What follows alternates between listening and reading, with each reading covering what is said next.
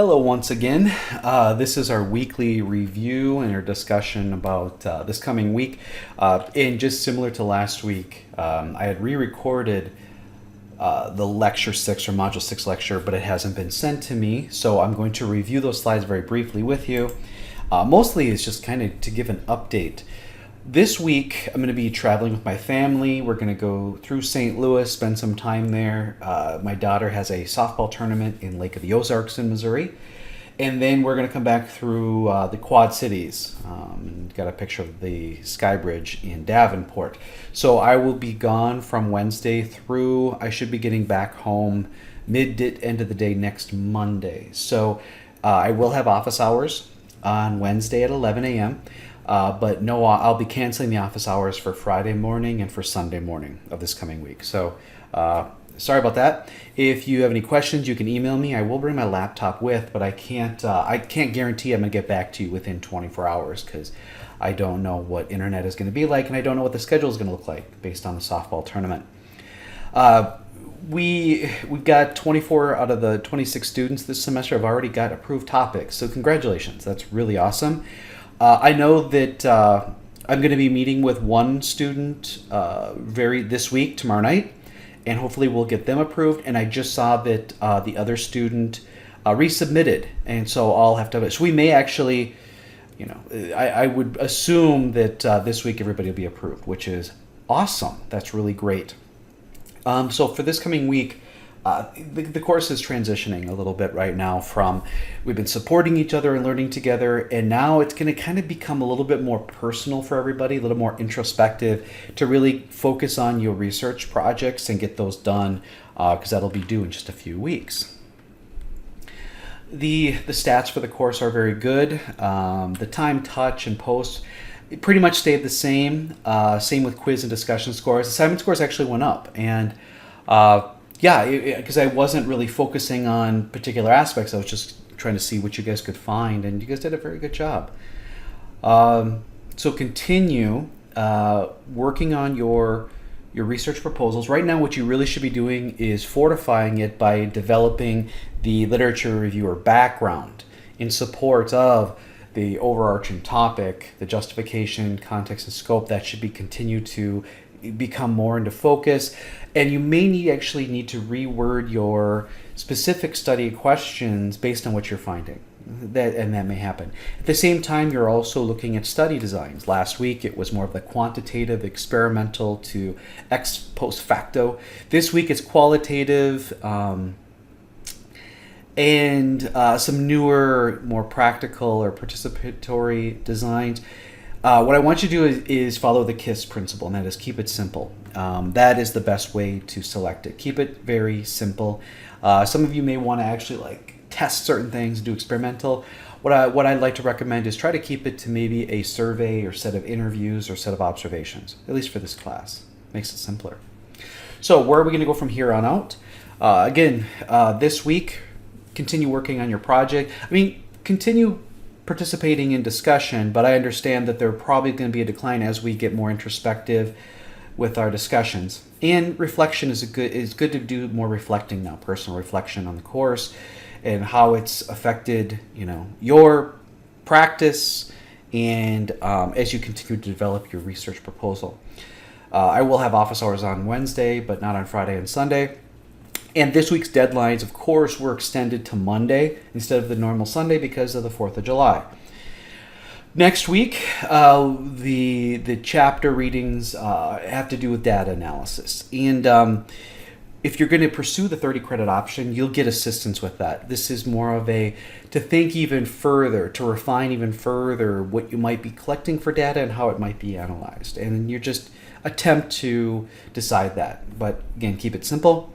For the week after that, there are no lectures, no assignments, no quizzes. It's all just work time. And so I will be available for office hours. I'm also starting another online course next week. So I'll be a little bit busy with getting that together. Actually, I'm wondering if any of you would be interested in talking to, if you've got a background in safety and you're practicing now, if you wouldn't mind meeting with some undergrads. I've got 12 or 13 students, and I'm always looking for people that they could talk to get insight. And so if anybody would like to do that, Yeah, I'd give bonus points for that. That would be really helpful to them, and I think you'd enjoy it too. We'll talk about that later. But anyway, that week you're just working on your own, but I will be available to meet with you. And then either you can present at the end of that week, I believe like the 17th or something like that, 16th, that Friday or over the weekend, you could do your presentation. It can either be one-on-one. I'd like to do groups. You guys will be sharing what your availability is on discussion this week.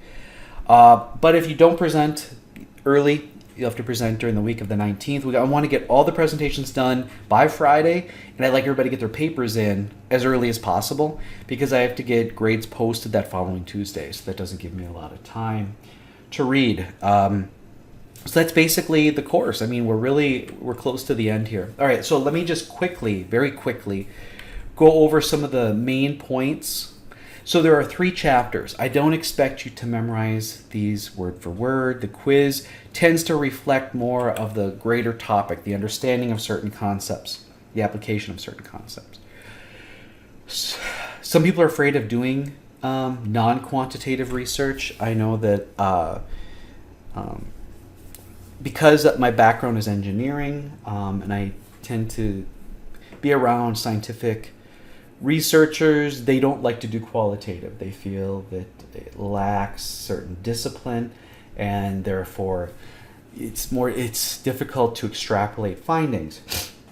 Because we all live in a world in which things need to be applied. We involve people. We need to understand why people do certain things or make certain decisions.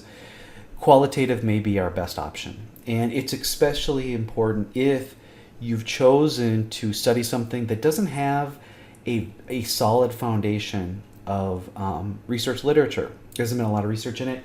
And maybe we don't understand sort of the taxonomy, the variables involved, how the variables interact or how they relate. Then doing an exploratory study, which is interviewing, is a good way to go. It really is. Sure, there are going to be issues with it, but I think it's better to survey the ground before you start digging into it. So that you're assured you're doing the right thing versus using a euphemism right now. But there are other things we just have to attend to. And I think the chapters do a good job of giving you insight on what to do to prepare yourself should you want to pursue qualitative type data collection. And here's just a sort of a breakdown of different types of research methods within this realm. And I've done one-on-ones, I've done focus group. I haven't done ethnographic, though I think I do that as a professor at the university because I am studying students. I've done case studies, I've looked through records, I've done observations. So we tend to touch on all of those. Mixed methods are using both quantitative and qualitative. What I like to do with mixed methods is to have a quantified data that I'm collecting, but I'm not rest assured that it's going to be real accurate or I'm going to get the level of participation I need to reach statistical significance. So therefore, I also collect qualitative. And then I just kind of cross-compare them. And I think that's a good way to go.